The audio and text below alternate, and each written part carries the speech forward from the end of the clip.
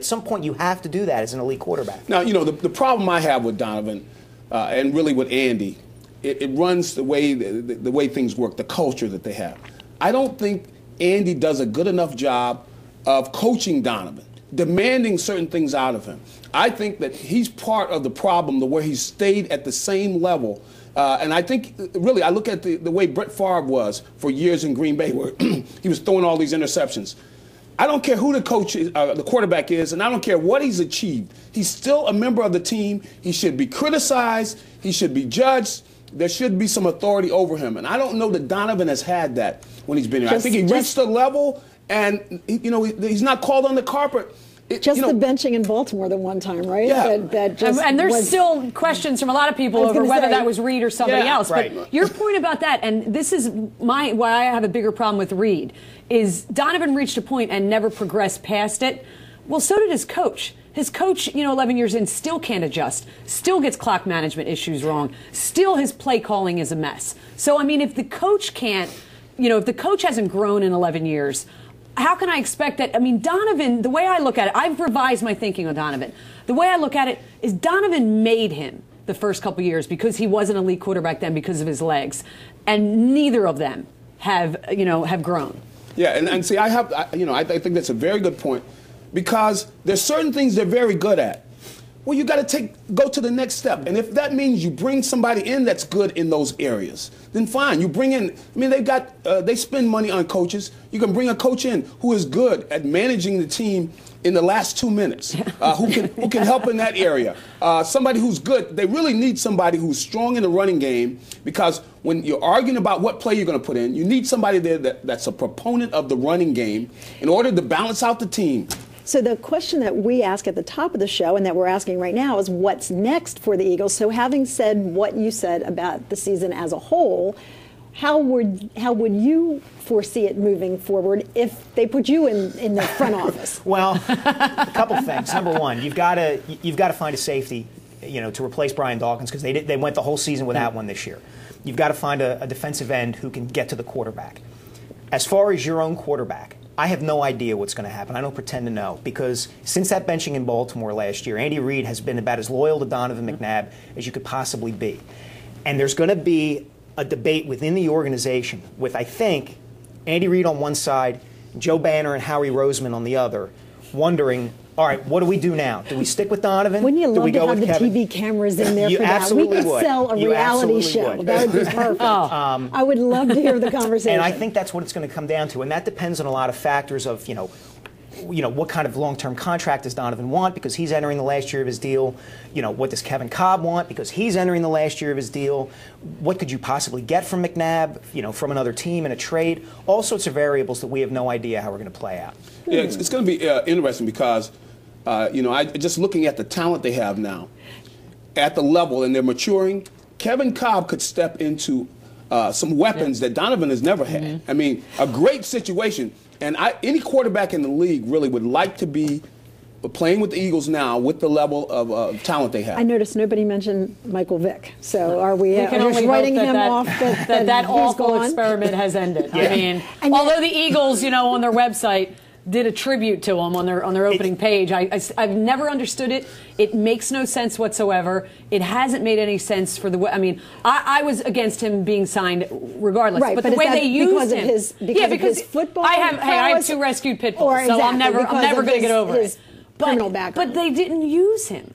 I mean, it was astonishing bizarre, wasn't that they brought all this upon themselves, and then he was like a toy that they were kind of like, oh, I don't really think we're allowed to play. Mom doesn't want us to play with the toy. I think they had a lot of problems trying to figure out how to use him properly. I think maybe they kind of ran into some things that were successful as the season went along, but I don't think they ever really figured out how they really want to use him. What's the odds you be in a playoff game and he's the one that gets the first, touchdown? You're sitting at home going, what the heck? If you took that to Vegas, boy, you really would have made a lot of money. Well, you know what? On that note, speaking of making money, we're going to take a commercial break.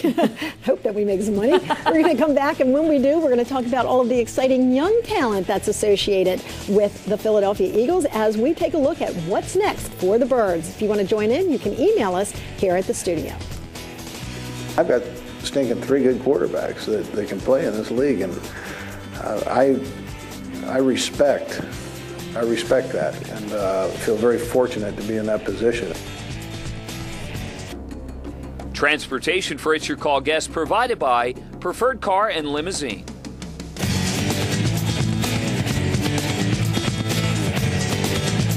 We've added some good young players, and I think that's an optimistic look for the future.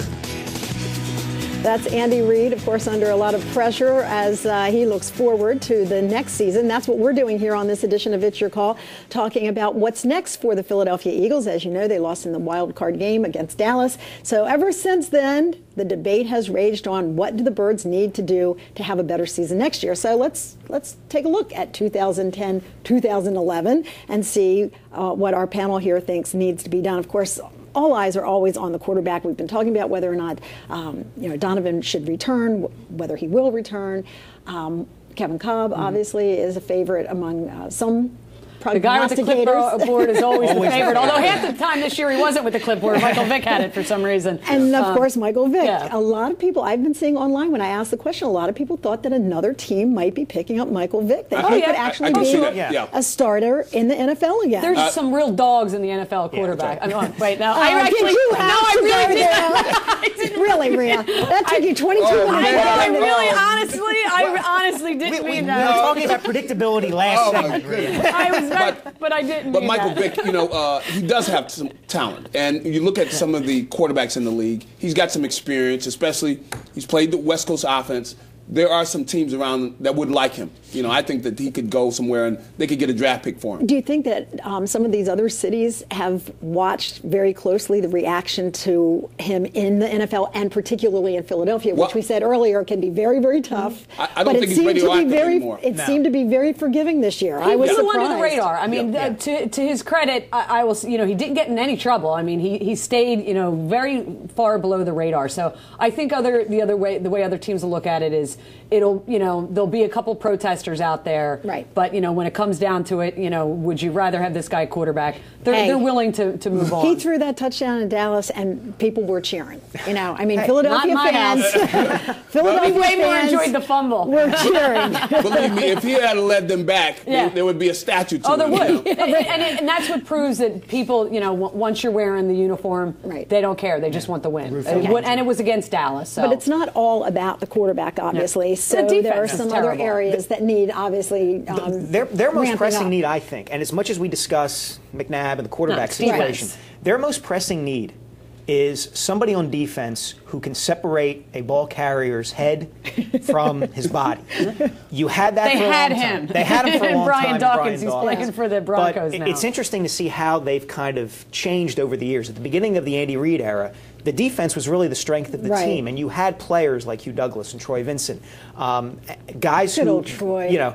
Guys who just went out there and were terrific physical players. There's no nastiness on this team. I mean, that's along what the they're lines. missing. I mean, Bunkley and Patterson, who I thought were pretty good players, were invisible the last couple of games. I mean, they don't get after the quarterback. I mean, Trent Cole is doing everything he can. They haven't had a linebacker since Carlos Emmons, who can cover the tight end. I mean, I realized Stuart Bradley is a player on the rise, but I didn't realize he was on his way to Canton, the way they talked about him being out this year. But I mean, they've got to improve all of that. And I mean, as much as I do love Asante Samuel, I would like them to introduce him to his arms in the offseason. I mean, just, just a hug. Try that, when he does need to improve his tackling, and really that